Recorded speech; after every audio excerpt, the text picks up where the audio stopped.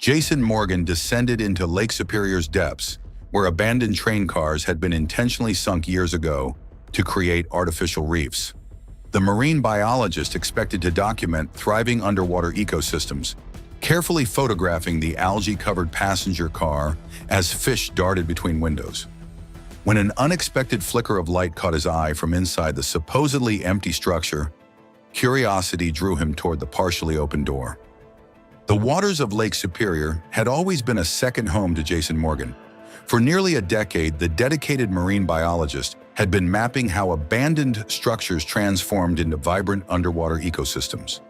His passion lay in documenting these artificial reefs, the way nature reclaimed what humans had discarded. But his latest discovery would shake him to his core. The autumn morning started like any other day of research. The lake's surface was calm, but a chill hung in the air as Jason prepared his diving gear. He checked his oxygen tanks, camera equipment, and underwater lights with practiced precision.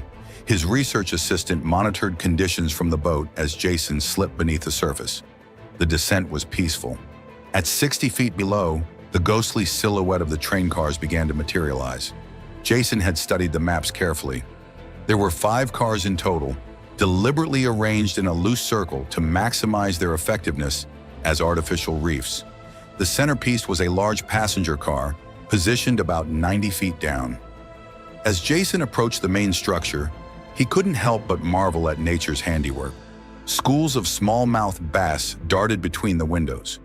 Algae had claimed most of the exterior, painting the once metallic surface in shades of green and brown.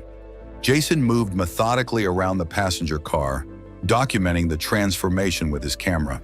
He noted how certain fish species preferred different areas of the structure.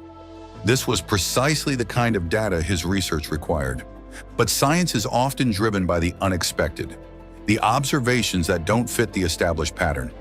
As Jason circled to the far side of the passenger car, something caught his attention that didn't belong in this underwater ecosystem. Through a partially open sliding door, he detected what appeared to be a faint light flickering from inside the train. This made no sense. There was no power source down here, no electrical system that could create illumination. The train cars had been stripped of all such components before being sunk. Scientific curiosity overcame caution as Jason approached the door. The opening was narrow, clearly not intended as the main entrance for divers studying the reef. Jason had to maneuver carefully, removing his tank temporarily to squeeze through the tight space. Once inside, he reattached his equipment and swept his light across the interior. What he discovered sent an immediate chill through his body, one that had nothing to do with the cold lake water surrounding him. The interior of the train car had been methodically converted into some kind of underwater living space. A large plastic tarp had been strategically positioned across one section of the car, creating an air pocket where water hadn't completely filled the space. But more disturbing were the unmistakable signs of recent human activity. Food wrappers, not yet fully degraded, were secured in a mesh bag. A portable camp stove, the kind used by backpackers, was mounted on a flat surface. Most alarming was a makeshift bed constructed from what appeared to be salvaged materials, foam padding from unknown sources and synthetic fabrics that wouldn't degrade in the underwater environment. Jason's mind raced. This wasn't some teenage prank or one-time exploration. The setup spoke of extended use. Someone had been living here, underwater, for a significant period. His professional curiosity drew him deeper into the strange habitat. Near what served as the sleeping area, Jason noticed the most perplexing item of all, a sophisticated breathing apparatus unlike any diving equipment he had ever encountered. The technology suggested it could support extended underwater stay without requiring the user to surface. Jason's instincts suddenly screamed danger. Whoever had created this underwater dwelling might return at any moment. He quickly snapped several photos of the setup, carefully documenting each disturbing element before making his way back to the narrow door. Back on the boat, Jason's research assistant noticed his early return and the troubled expression visible even through his dive mask. Without explaining the details, Jason instructed him to pull anchor. Once they were moving towards shore, Jason downloaded the images from his underwater camera to his laptop. The photos confirmed what he had seen wasn't a hallucination brought on by nitrogen narcosis or oxygen toxicity. Someone had indeed created an underwater hideout inside the train car. As soon as they were within cell range, Jason contacted the local authorities. Detective Sarah Winters met Jason at the marina. She had a background in underwater crime investigations.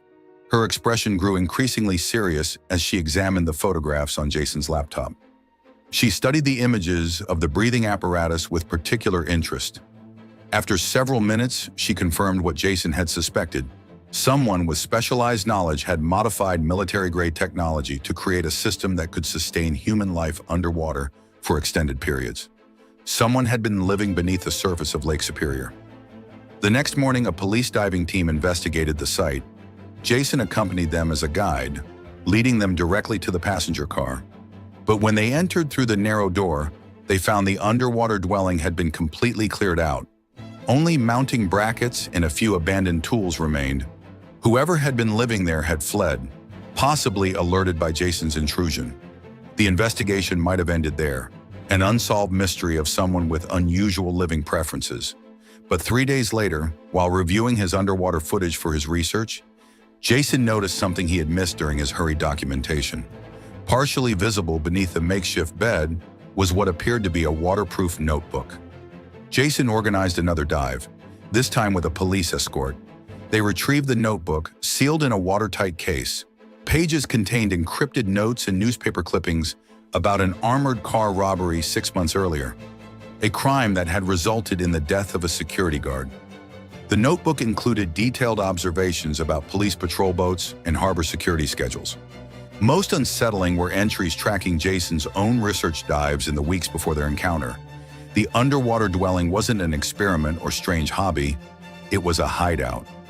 Detective Winters connected the notebook to Michael Ransom, a former military diver with specialized training in covert operations.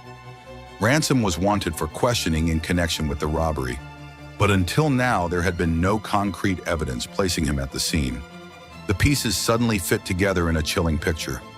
Ransom must have been hiding underwater all this time, using the train car as a base of operations while monitoring the investigation from below. Jason's routine research dives had provided perfect cover. Anyone spotting air bubbles in the area would naturally assume it was the biologist conducting his regular studies. 2 weeks after Jason's discovery, authorities apprehended Ransom attempting to cross the Canadian border with falsified documents. During interrogation, the full extent of his underwater operation came to light. Sometimes swimming just 30 feet below him, watching, waiting to see if the biologist would discover his underwater hideout. His hiding place was compromised. As the case concluded, Jason found himself facing a difficult decision about continuing his research. Could he return to those silent depths knowing what had transpired? Or would the memory of what lurked inside that train car forever change his perception of the underwater world he once found so peaceful? Have you ever wondered what might be hiding in the depths of the lakes and oceans you've swum in? What secrets might be concealed just beyond your line of sight?